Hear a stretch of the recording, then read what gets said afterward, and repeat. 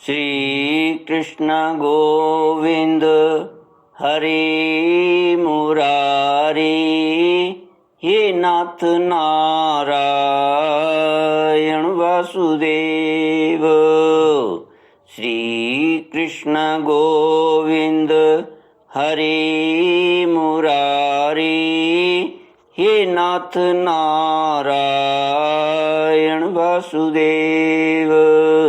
ओम नमो भगवते वासुदेवाय। ओम नमो भगवते वासुदेवाय। कृष्णाय वासुदेवाय हरये परमात्मने प्रणतक्लेशनाशाय गोविन्दाय नमो नमः।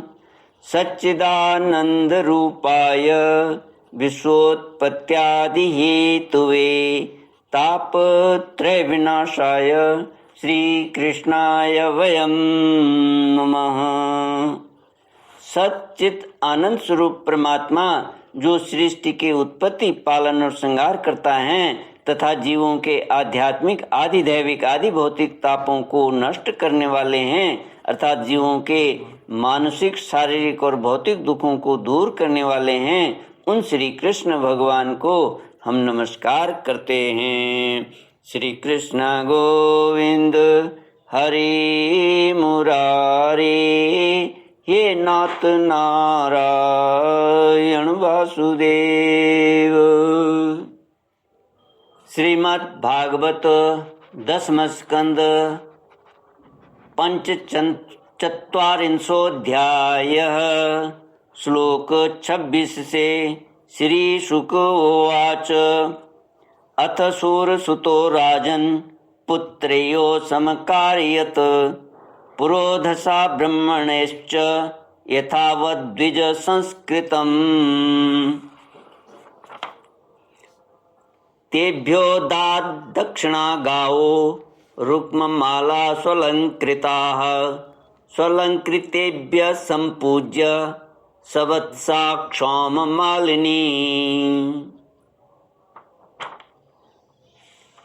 श्री सुखदेव जी कहते हैं, हे राजन, इसके बाद वसुदेव जी ने अपने पुरोहित गर्गाचार्य तथा दूसरे ब्राह्मणों से दोनों पुत्रों का विधि पूर्वक द्विजाति समुचित यज्ञोपवीत संस्कार करवाया।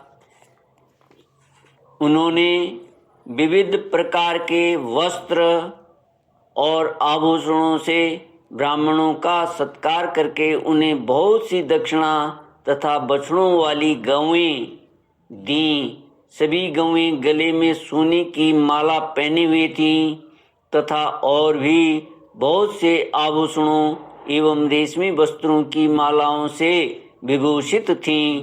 महामती वसुदेव जी ने भगवान श्री कृष्ण और बलराम जी के जन्म नक्षत्र में जितनी गौएं मन ही मन संकल्प करके दी थी, उन्हें पहले कंस ने अन्याय से छीन लिया था। अब उनका स्मरण करके उन्होंने ब्राह्मणों को वे फिर से दी। इस प्रकार यदुवंश के आचार्य गर्ग जी से संस्कार कराकर बलराम जी और भगवान श्री कृष्ण द्विजित्व को प्राप्त हुए। उनका ब्रह्मचर्य व्रत अखंड तो था ही, अब उन्होंने गायत्री पूर्वक अध्ययन करने के लिए उसे नियमित स्वीकार किया। श्री कृष्ण और बलराम जगत के एकमात्र स्वामी हैं, सर्वज्ञ हैं, सभी विद्याएं उन्हीं से निकली हुई हैं। उनका निर्मल ज्ञान स्वतः सिद्ध है, फिर भी उन्होंने मनुष्य की सी लीला करके उसे छिपा रखा था।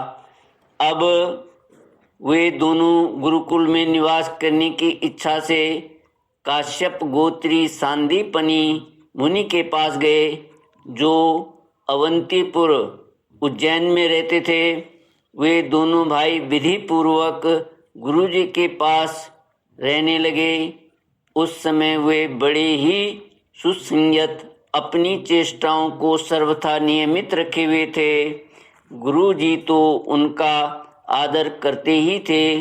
भगवान श्री कृष्ण और बलराम जी भी गुरु की उत्तम सेवा कैसे करनी चाहिए इसका आदर्श लोगों के सामने रखते हुए बड़ी भक्ति से इष्ट देव के समान उनकी सेवा करने लगे।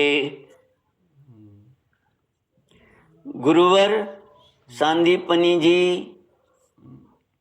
उनकी शुद्ध भाव से युक्त सेवा से बहुत प्रसन्न हुए। उन्होंने दोनों भाइयों को 6 अंग और उपनिषदों के सहित संपूर्ण वेदों की शिक्षा दी।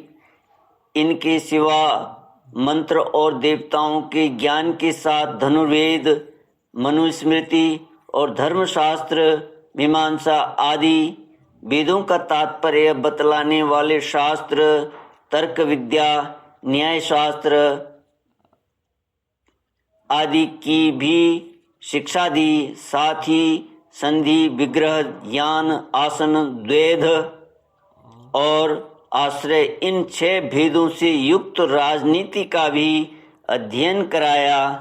परीक्षित, भगवान श्री कृष्ण और बलराम सारी विद्याओं के प्रवर्तक हैं। इस समय केवल श्रेष्ठ मनुष्य का सा व्यवहार करते हुए ही वे अध्ययन कर रहे थे। उन्होंने गुरुजी के केवल एक बार कहने मात्र से सारी विद्याएं सीख लीं। केवल 64 दिन रात में ही संयमी शिरोमणि दोनों भाइयों ने 64 कलाओं का ज्ञान प्राप्त किया। भाष्यकार श्री हनुमान प्रसाद पोदार जी 64 कलाओं का विवरण देते हैं। 64 कलाएं में पहला ज्ञान विद्या, दूसरा वाद्य, भांति भांति के बाजे बजाना, नृत्य, नाट्य, चित्रकारी, बेल बूटे बनाना, चावल और पुष्प आदि से पूजा के उपहार की रचना करना, फूलों की सेज बनाना, दांत, वस्त्र और अंगों को रंगना, मणियों की फर्श बनाना, शैया रचना, जल को बांध देना, विचित्र सिद्धियां दिखलाना, हार, माला आदि बनाना, कान और चोटी के फूलों के गहने बनाना, कपड़े और गहने बनाना, फूलों के आभूषणों से श्रृंगार करना, कानों के पत्तों की रचना करना, सुगंधित वस्तुएं, इत्र, तैल आदि बनाना, इंद्रजाल, जादूगरी, चाहे जैसा वेश धारण कर लेना, हाथ की फुर्ती के काम, तरह तरह की खाने की वस्तुएं बनाना, तरह तरह के पीने के पदार्थ बनाना, सुई का काम, कठपुतली बनाना, नचाना, पहेली, प्रतिमा आदि बनाना, कूटनीति, ग्रंथों के पढ़ाने की चातुरी, नाटक, आख्यायिका आदि की रचना करना, समस्या पूर्ति करना, पट्टी, बेंत, बाण आदि बनाना, गलीचे, दरी आदि बनाना, बढ़ई की कारीगरी, गृह आदि बनाने की कारीगरी, सोने चांदी आदि धातु तथा हीरे पन्ने आदि रत्नों की परीक्षा, सोने चांदी आदि बना लेना, मणियों के रंग को पहचानना, खानों की पहचान, वृक्षों की चिकित्सा, भेड़ा, मुर्गा, बटेर आदि को लड़ाने की रीति, तोता, मैना आदि की बोलियां बोलना, उच्चाटन की विधि, केशों की सफाई का कौशल, मुट्ठी की चीज या मन की बात बता देना, मलेच्छ काव्यों का समझ लेना, विभिन्न देशों की भाषा का ज्ञान, शकुन अपशकुन जानना, प्रश्नों के उत्तर में शुभाशुभ बतलाना, नाना प्रकार के मैत्री का यंत्र बनाना, रत्नों को नाना प्रकार के आकारों में काटना, सांकेतिक भाषा बनाना, मन में कटक रचना करना, नई नई बातें निकालना, छल से काम निकालना, समस्त कोशों का ज्ञान, समस्त छंदों का ज्ञान, वस्त्रों को छिपाने या बदलने की विद्या, द्यूत क्रीड़ा, दूर के मनुष्य या वस्तुओं का आकर्षण कर लेना, बालकों के खेल, मंत्र विद्या, विजय प्राप्त कराने वाली विद्या और 64वीं बेताल आदि को बस में रखने की विद्या। ये 64 कलाओं का ज्ञान भी श्री कृष्ण और बलराम जी ने वहाँ प्राप्त किया। इस प्रकार अध्ययन समाप्त होने पर उन्होंने सांदीपनि मुनि से प्रार्थना की कि आपको जो इच्छा हो गुरु दक्षिणा मांग लें। महाराज सांदीपनि मुनि ने उनकी अद्भुत महिमा और अलौकिक बुद्धि का अनुभव कर लिया था, इसलिए उन्होंने अपनी पत्नी से सलाह करके यह गुरु दक्षिणा मांगी कि प्रभास क्षेत्र में हमारा बालक समुद्र में डूबकर मर गया था, उसे तुम लोग ला दो। बलराम जी और श्री कृष्ण का पराक्रम अनंत था, दोनों ही महारथी थे। उन्होंने बहुत अच्छा कहकर गुरुजी की आज्ञा स्वीकार की और रथ पर सवार होकर प्रभास क्षेत्र में गए। वे समुद्र तट पर जाकर क्षण भर बैठे रहे। उस समय यह जानकर कि ये साक्षात परमेश्वर हैं, अनेक प्रकार की पूजा सामग्री लेकर समुद्र उनके सामने उपस्थित हुआ। भगवान ने समुद्र से कहा, समुद्र तुम यहाँ अपनी बड़ी बड़ी तरंगों से हमारे जिस गुरुपुत्र को बहा ले गए थे उसे लाकर शीघ्र हमें दो। श्री कृष्ण गोविंद हरि मुरारे, हे नाथ नारायण वासुदेव। मनुष्य वेशधारी समुद्र ने कहा, देवाधिदेव श्री कृष्ण, मैंने उस बालक को नहीं लिया है। मेरे जल में पंचजन नाम का एक बड़ा भारी दैत्य जाति का असुर शंख के रूप में रहता है, अवश्य ही उसी ने वह बालक चुरा लिया होगा। समुद्र की बात सुनकर भगवान तुरंत ही जल में जा घुसे और शंखासुर को मार डाला, परंतु वह बालक उसके पेट में नहीं मिला। तब उसके शरीर का शंख लेकर भगवान रथ पर चले आए। वहाँ से बलराम जी के साथ श्री कृष्ण ने यमराज की प्रियपुरी संयमनी में जाकर अपना शंख बजाया। शंख का शब्द सुनकर सारी प्रजा का शासन करने वाले यमराज ने उनका स्वागत किया और भक्ति भाव से भरकर विधि पूर्वक उनकी बहुत बड़ी पूजा की। उन्होंने नम्रता से झुककर समस्त प्राणियों के हृदय में विराजमान सच्चिदानंद स्वरूप भगवान श्री कृष्ण से कहा, लीला से ही मनुष्य बने हुए सर्वव्यापक परमेश्वर, मैं आप दोनों की क्या सेवा करूं। श्री भगवान ने कहा, यमराज, यहाँ अपने कर्म बंधन के अनुसार मेरा गुरु पुत्र लाया गया है। तुम मेरी आज्ञा स्वीकार करो और उसके कर्म पर ध्यान न देकर उसे मेरे पास ले आओ। यमराज ने जो आज्ञा कहकर भगवान का आदेश स्वीकार किया और उनका गुरु पुत्र ला दिया। तब यदुवंश शिरोमणि भगवान श्री कृष्ण और बलराम जी उस बालक को लेकर उज्जैन लौट आए और उसे अपने गुरुदेव को सौंपकर कहा कि आप और जो कुछ चाहे मांग लो।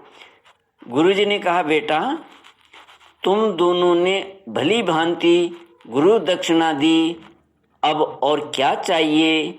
जो तुम्हारे जैसे पुरुषोत्तमों का गुरु है उसका कौन सा मनोरथ अपूर्ण रह सकता है। वीरो, अब तुम दोनों अपने घर जाओ, तुम्हें लोगों को पवित्र करने वाली कीर्ति प्राप्त हो। तुम्हारी पढ़ी हुई विद्या इस लोक और परलोक में सदा नवीन बनी रहे, कभी विस्मृत न हो। बेटा परीक्षित, श्री सुखदेव जी कहते हैं, बेटा परीक्षित, फिर गुरु जी से आज्ञा लेकर वायु के समान वेग और मेघ के समान शब्द वाले रथ पर सवार होकर दोनों भाई मथुरा लौट आए। मथुरा की प्रजा बहुत दिनों तक श्री कृष्ण और बलराम को न देखने से अत्यंत दुखी हो रही थी। अब उन्हें आया हो देखकर सब के सब परमानंद में मग्न हो गए, मानो खोया हुआ धन मिल गया हो। श्री कृष्ण गोविंद हरि मुरारी, हे नाथ नारायण वासुदेव। इति श्रीमद्भागवते महापुराणे पारमहंस्यां संहितायां दशमस्कन्धे पूर्वार्धे गुरुपुत्रानयनं नाम पंचचत्वारिंशोऽध्यायः। ओम पूर्णमिदं पूर्णात् पूर्णमुदच्यते पूर्णस्य पूर्णमादाय पूर्णमेवावशिष्यते। ओम शांति शांति शांति। हरि ओम। श्री गुरुभ्यो नमः। हरि ओम।